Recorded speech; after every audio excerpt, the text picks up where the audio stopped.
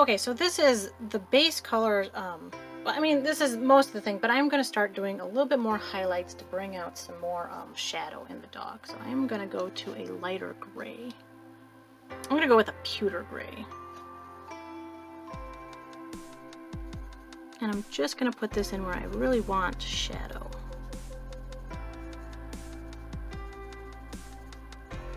Because this is going to be a much more, now that I'm on top of a full layer of the cream color, when I add some of these colors in, they're going to be very muted, foggy, or you know, not defined as much if I color them this way. So as you can see, that's bringing the shadow out underneath this dog.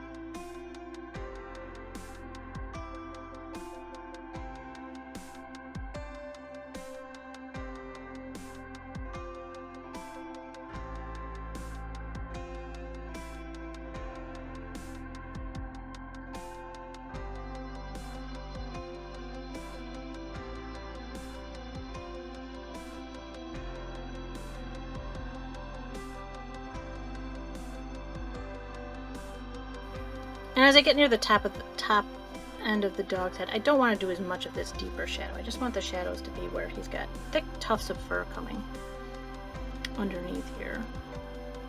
But then up here is going to be a lot less of that shadow, just where there'd be a little bit of shaping in his head.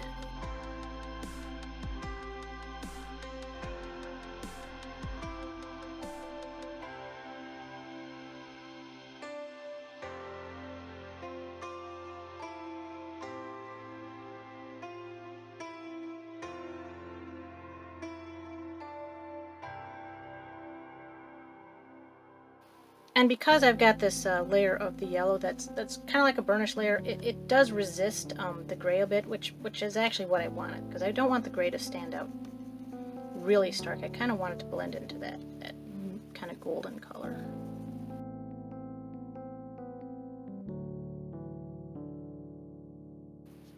Again, I'm still keeping those tufts kind of defined with shadow around them, because I want this dog to have those defined tufts of fur in here.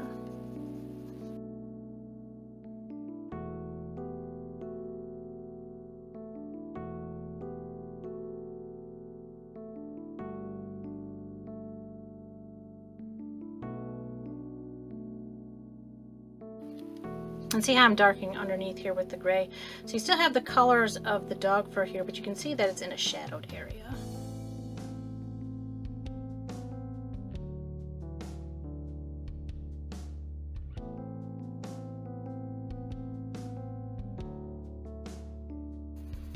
And if you notice these back legs, which are going to be the most shadowed, I'm not really worrying that much about the definition of the dog fur.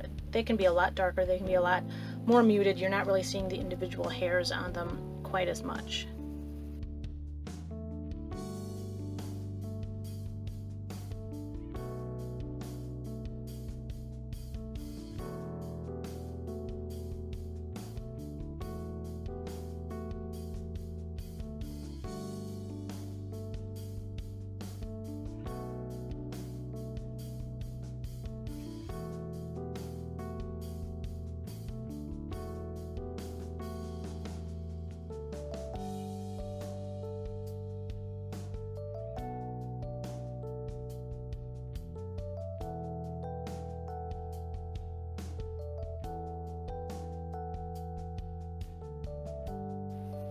I'm going to do some fine gray lines to do the shading and some of the hair definition in the white area. Again, since there's that white layer of pencil down, these lines are going to be very, very soft and just look like soft shadows here.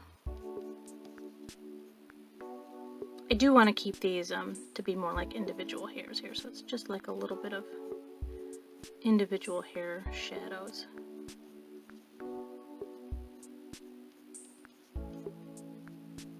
And then I can do a little bit of that thicker where I want there to be more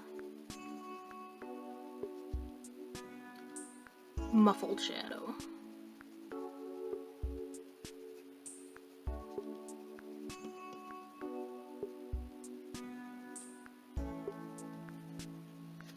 Okay, so now what I'm going to focus on is the mouth and nose and paw areas of this. So I'm going to be not doing the fur for a bit. I'm going to go to the tongue and the lips. So the tongue is going to be very pinky, but I'm going to start with kind of a peachy layer here as a base under it. And it can be a real light layer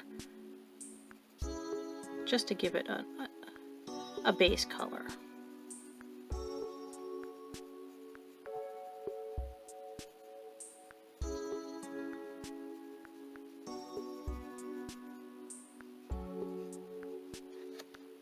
Now I'm going to go in with my Prismacolor white to give just a little bit of an under shine to the nose. So I'm going to do just a line at the top here and just kind of outline just the end of his nostrils there where the light would kind of hit it. And now to do the skin, I'm going to go in with the full-on black pencil.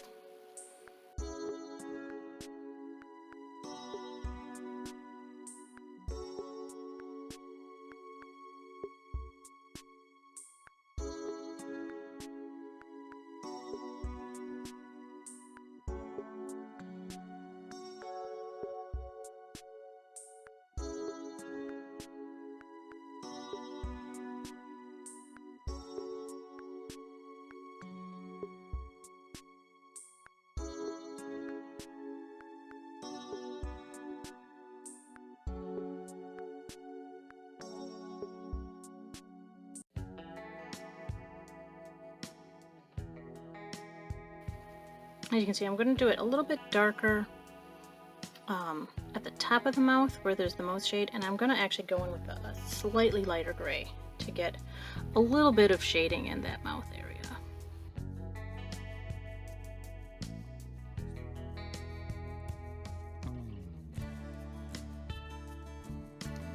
So I'm going to go in with that pewter gray that I used before.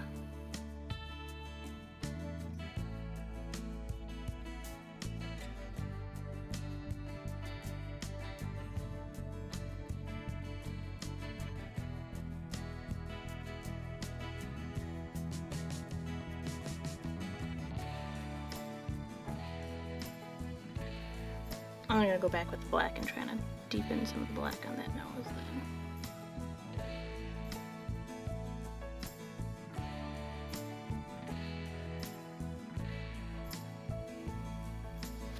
And then with the white, I'm going to blend in some of that shine. So it defines that nose a little bit. Like I said, the Prismacolor white is opaque, so I can actually add some white over this black, and you're going to see the white coming through.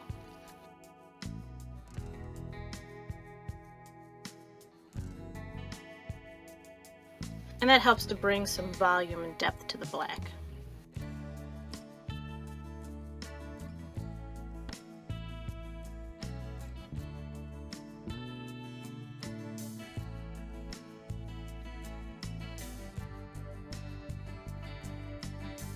And then for the tongue, I'm going to go in with the pink macaron to give it a little bit of extra color here.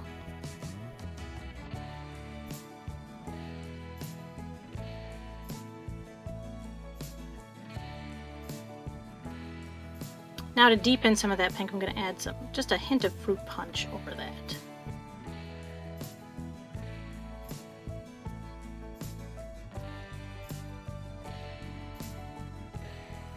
And you see I'm adding the deep pink actually where the shading of the tongue would be more. And then I'm going to blend that in with that original peach color.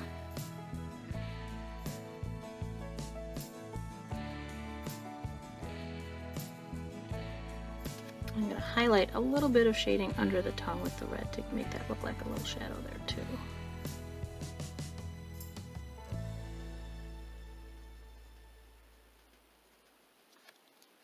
And now I'm going to go in with a pewter gray to just get the back of the tongue to blend into the back of the mouth a bit.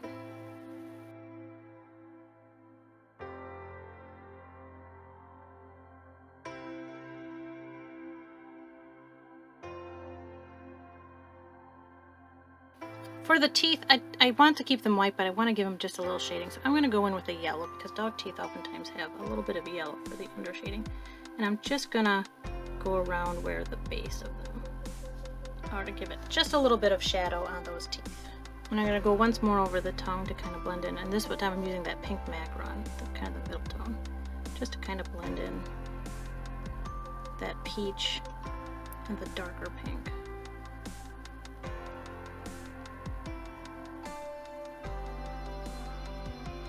And even the gray.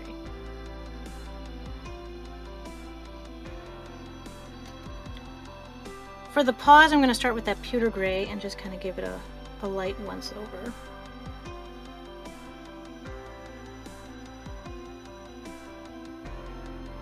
And I'm going to deepen kind of the middle of the paws.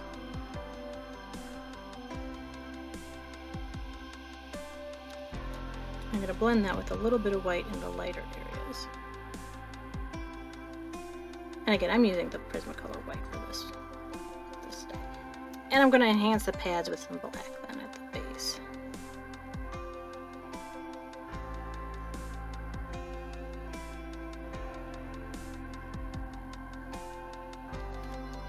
And finally, I'm going to go back in with that pewter gray and kind of blend those all together with the white and the gray and the black. Just to give it the look of the paws having a little bit of depth to them. So they're not just all completely black. Now for the eyes, I really like these dogs that have the very dark black eyes. So I'm going to just color in the whole eye black except for where I want there to be shine. So I'm going to fill in the shine areas with a little bit of this Prismacolor white to start off with. And then I'm just going to fill in most of the eyeball with it. But I'm going to highlight a little bit of shine near the top of the eyeball too. So now I'm going to take my black and just fill in.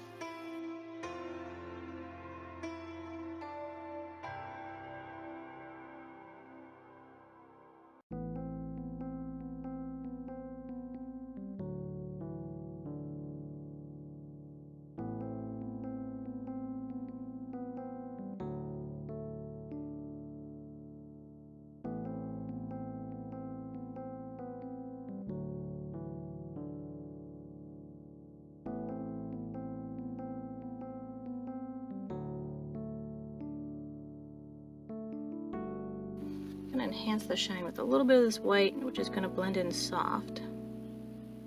Kind of give the idea of the eyeball. And then just soften those shine marks at the edge there a little bit.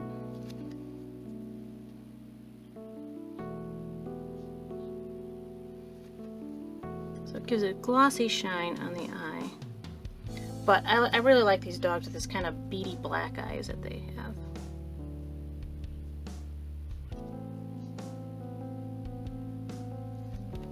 Okay, at this point I'm going to go in and do a little bit of contrast heightening. And I have to be very careful. Once you get to the black, adding contrast in with the black, you don't want to overdo it or you're going to get a really dark picture really quickly. But I'm going to start adding contrast into the fur here with the black.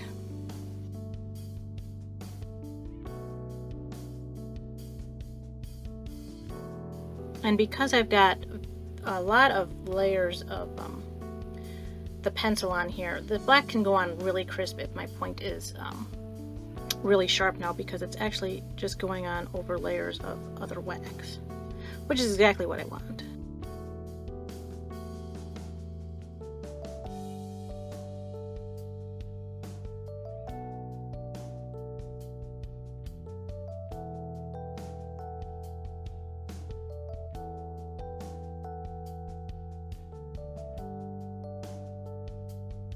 So I'm being really frugal with this black.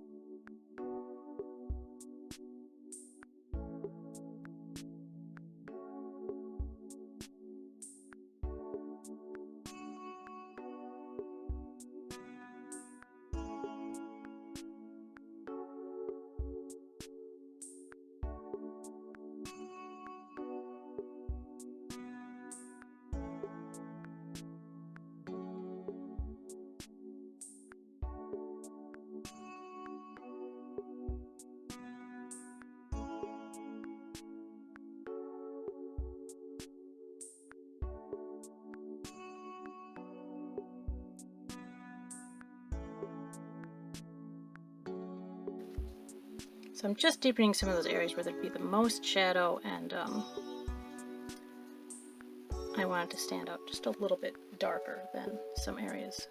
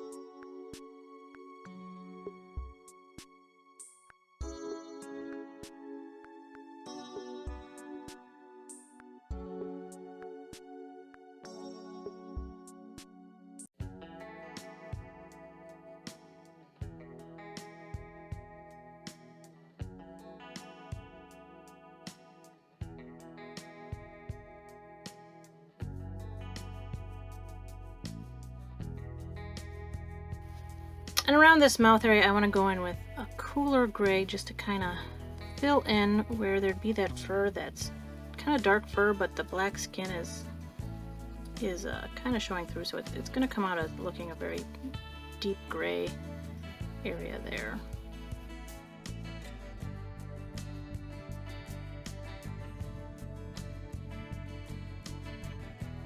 And I'm also going to go at the tips of the paws where there might be some of that black skin showing through under the fur as well.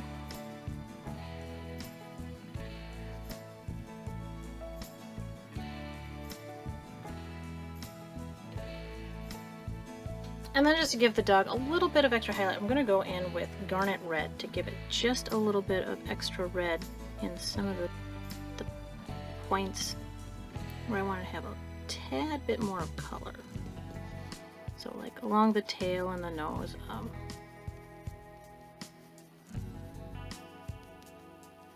Not a lot though, because this is kind of a brighter red, but it gives it just that little bit of cinnamony tone to the depths of its fur.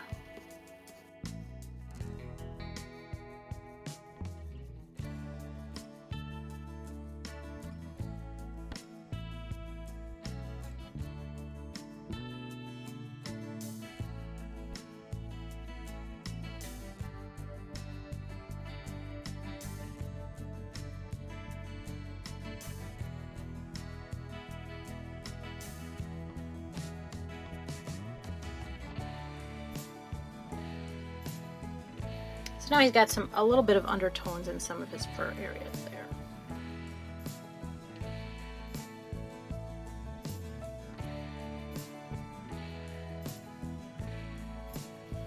Okay, so I'm gonna leave this picture like this. It's got enough variation. It's got some different tones in the fur going on. Not too much. It is kind of a single tone dog, but the kind that has just undertones in its fur. But if you'll notice, some things to point out. I didn't really do lines all the way through the tufts, all the way up, and the reason for that is that then you kind of deepen the lines at the top and at the bottom, which gives it a curved and volume shape, so that the dog actually has now almost a 3D look, like it's actually got volume. Now if I'd done all the lines straight through the tufts, which would be a different way of going about it, it would definitely look like hair, but it might lose some of that puff to the tufts. So this is the tutorial I have for you on one way of doing some fur. Hopefully you find this useful. You certainly don't have to do it this way, but you can take elements that you like or that you hadn't thought of before and apply it to your own coloring style. But I hope that you enjoyed it, and that maybe this helps you to have fun doing some of your own furs. that'll be all I'll leave you with, so thank you very much. Bye-bye.